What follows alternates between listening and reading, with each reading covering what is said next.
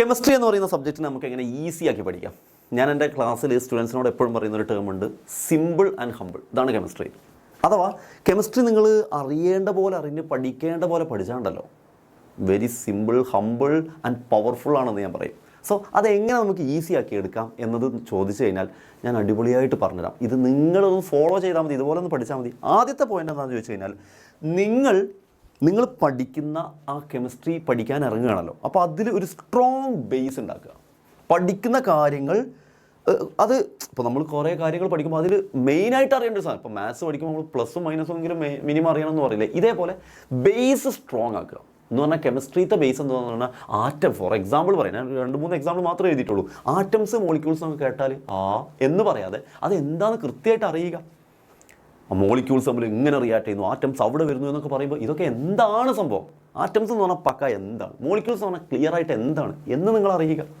Minimum ഒരു 1 to 20 എലമെൻസിൻ്റെ പേരെങ്കിലും അതിൻ്റെ നമ്പറുകളൊക്കെ അറിയുക. അത് അറിഞ്ഞു കഴിഞ്ഞാൽ അയാളുടെ പേര് പറയുമ്പോഴേക്കും അതിൻ്റെ നമ്പർ കിട്ടുന്നു, അത് എന്തുകൊണ്ടാണ് ആ നമ്പർ അങ്ങനെ ആവുന്നു എന്ന് പറയുന്നു. അപ്പോൾ റിയാക്ഷനുമായിട്ട് ബന്ധപ്പെട്ട കണക്ഷൻ കിട്ടുന്നു, നിങ്ങൾക്കൊരു ഐഡിയ കിട്ടും. നിങ്ങളുടെ ബ്രെയിനിൽ അതൊക്കെ ഉണ്ട് എന്നുള്ളൊരു സംഭവം തന്നെ പഠിക്കാനുള്ളൊരു കോൺഫിഡൻസ് കിട്ടും. ആൻഡ് ഓൾസോ വാലൻസി എന്താണ് അതുമായിട്ട് ബന്ധപ്പെട്ട കാര്യങ്ങൾ പഠിച്ചു കഴിഞ്ഞാണ്ടല്ലോ, പിന്നെ ഒരു റിയാക്ഷനിൽ എങ്ങനെയാണ് ഫോമുല വരുന്നത്, ആ ഫോമുല എങ്ങനെ റിയാക്ഷനിൽ വരും, റിയാക്ഷനാണല്ലോ പലവർക്കും ടഫ് ഉണ്ടാവുക, ആ റിയാക്ഷൻ വരെ സിമ്പിളാവും. അപ്പോൾ ഇത് മൊത്തത്തിൽ ഈസി ആവാൻ വേണ്ടി ആദ്യത്തെ നിങ്ങൾ ചെയ്യേണ്ട സ്റ്റെപ്പ് ബേസ് സ്ട്രോങ് ആക്കുക എന്നുള്ളതാണ്.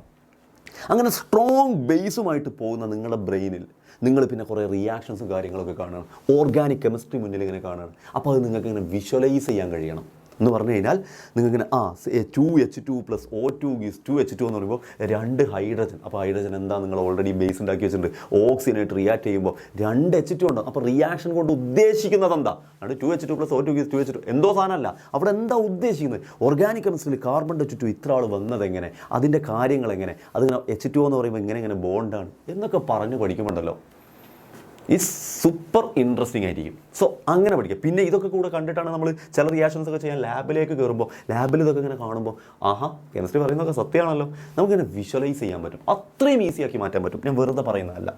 ദെൻ നമ്മുടെ ലൈഫിൽ അടുത്ത നിങ്ങൾ പറയേണ്ട ഒരു പോയിൻ്റാണ്, നമ്മൾ കെമിസ്ട്രിയിൽ ഇങ്ങനെ ഓരോ കാര്യങ്ങൾ പഠിക്കുമ്പോൾ ഇത് വേറെ ഏതോ യൂണിവേഴ്സിറ്റിയിൽ നടക്കുന്ന കാര്യങ്ങൾ, ഇത് ലൈഫായിട്ട് യാതൊരു ബന്ധമില്ല എന്നല്ല. നിങ്ങൾ ലൈഫിൽ പറയുന്നതും കാണുന്നതുമായിട്ടുള്ള പല സംഗതികളുടെയും കാര്യങ്ങൾ തന്നെയാണ് നിങ്ങൾ കെമിസ്ട്രി എന്ന് പറഞ്ഞാൽ പഠിക്കുന്നത്. വിച്ച് മീൻസ് അതൊക്കെ കെമിസ്ട്രിയാണ്. നിങ്ങൾ സോപ്പിനെ കുറിച്ച് പഠിക്കുന്നു, സോപ്പ് നിങ്ങൾ ഡെയിലി ലൈഫിൽ കുളിക്കുന്നവരാണെങ്കിൽ ഉപയോഗിക്കുന്നു ആണെങ്കിൽ, അപ്പം ആ സോപ്പിലുള്ള റിയാക്ഷൻസും കാര്യങ്ങളൊക്കെയാണ് കെമിസ്ട്രിയിൽ വരുന്നത്. ആ സോപ്പിൻ്റെ കാര്യം, മിൽക്ക്, ഇപ്പം ഞാൻ 2-3 എക്സാമ്പിൾ മാത്രമേ എഴുതിയിട്ടുള്ളൂ, വീണ്ടും പറയുന്നു. പാല് തൈരാക്കുമ്പോൾ അതിൽ നടക്കുന്ന റിയാക്ഷൻസ് ഒക്കെ കെമിസ്ട്രിപരമായ റിയാക്ഷൻസാണ്. അപ്പോൾ അവിടെ എന്താ നടക്കുന്നത്, അതെന്താ അങ്ങനെ ആവാൻ കാരണം, ഒരു ചെറിയ വിനെഗർ ചെല്ലുമ്പോഴേക്കും അത് തൈരാവാനുള്ള കാരണം എന്താ, ഇങ്ങനെ മനസ്സിലാക്കി പഠിക്കുമ്പോഴുണ്ടാകുന്ന സന്തോഷം അത് ഭയങ്കരം തന്നെയാണ്. ബാറ്ററി, നമ്മൾ ക്ലോക്കിലും വാച്ചിലൊക്കെ ഉണ്ടാകുന്ന ബാറ്ററി, അതിൻ്റെ ഉള്ളിൽ പോലും കെമിസ്ട്രിയിൽ നടക്കുന്നത് നമ്മൾ ഈ പുച്ഛത്തോടെ തള്ളിക്കളയുന്ന റിയാക്ഷനുകളാണ് നടക്കുന്നത്. ഇങ്ങനെ നമ്മുടെ ഡെയിലി ലൈഫിൽ നടക്കുന്ന റിയാക്ഷനുകളൊക്കെ ആയിട്ട് ബന്ധമുണ്ടെന്നും, ഇത് ഡെയിലി ലൈഫായിട്ട് ബന്ധമുള്ള സാധനമാണെന്നും, അത് വിഷ്വലൈസ് ചെയ്യാൻ കഴിയുമെന്നും, അതിലെനിക്കൊരു സ്ട്രോങ് ബേസ് ഉണ്ടാക്കുമെന്നും കഴിഞ്ഞ് കഴിഞ്ഞാൽ നിങ്ങൾക്ക് ഒരു ലെവൽ ഓഫ് ഇതിൽ നിങ്ങൾ എത്തി. അത് വെച്ചിട്ടാണ് നിങ്ങൾ പഠിക്കുന്നത്, ഏത് ക്ലാസ് ആയിരിക്കുകയാണെങ്കിലും.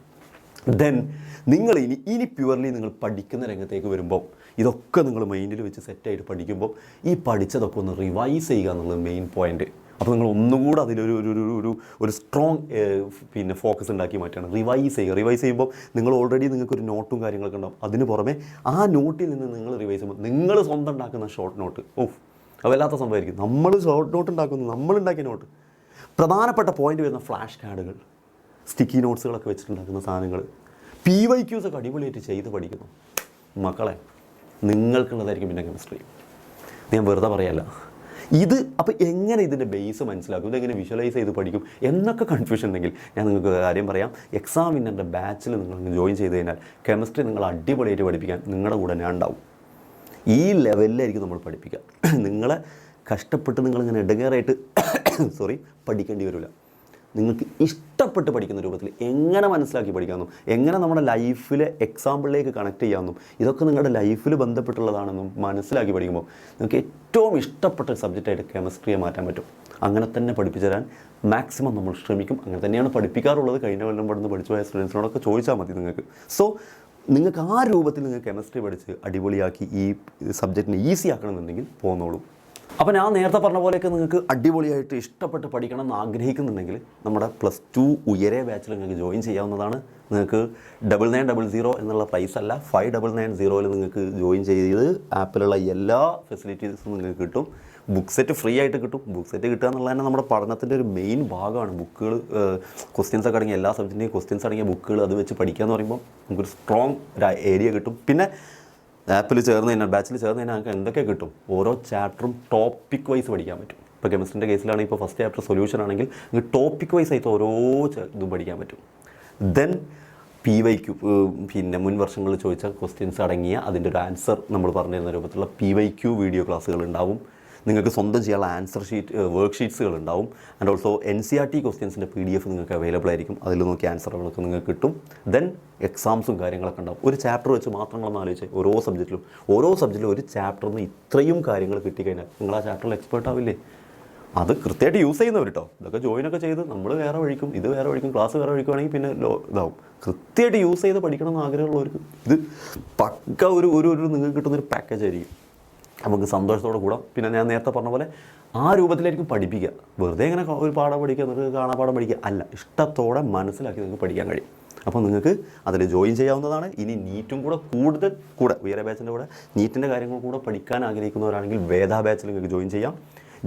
ആഗ്രഹിക്കുന്ന കുട്ടികളാണെങ്കിൽ വീര ബാച്ചിൽ ജോയിൻ ചെയ്യാം. അതിൻ്റെ ഫീസും കാര്യങ്ങളൊക്കെ ഉണ്ട്. ഇവിടെ ഫോൺ നമ്പറൊക്കെ ഉണ്ട്. അപ്പോൾ ഇപ്പോൾ തന്നെ ഫോൺ എടുത്ത് വിളിച്ച് ബാച്ചിൽ ജോയിൻ ചെയ്തോളൂ. നമുക്ക് അടിപൊളിയായിട്ട് +2 പാഠഭാഗങ്ങൾ പഠിച്ച് മുന്നേറാം.